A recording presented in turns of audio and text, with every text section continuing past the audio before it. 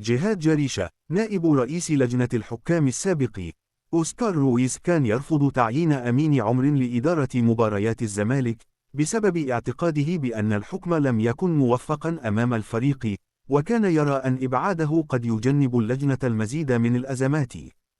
إمام عاشور يواصل تدريباته بشكل طبيعي بعد عودته للمشاركة في المران الجماعي، فيما يحسم الحسين عموتة موقفه النهائي من انضمامه إلى قائمة الأهلي لمواجهة زد. عموتة يدرس الدفع بمحمد الشناوي في حراسة مرمى الأهلي أمام زد. مصطفى شوبير يطلب وضع شرط جزائي في عقده الجديد مع الأهلي قيمته 3 ملايين يورو لتحقيق حلمه بالاحتراف الخارجي.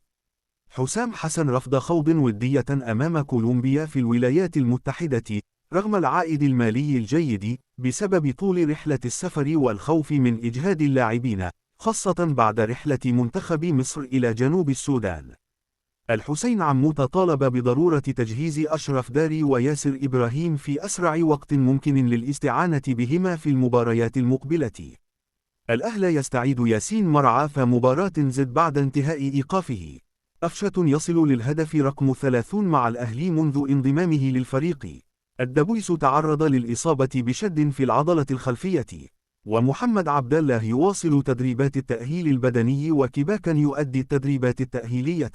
أمام عاشور يشارك في مران الأهلي بالكامل ويقترب من العودة للمباريات من جديد.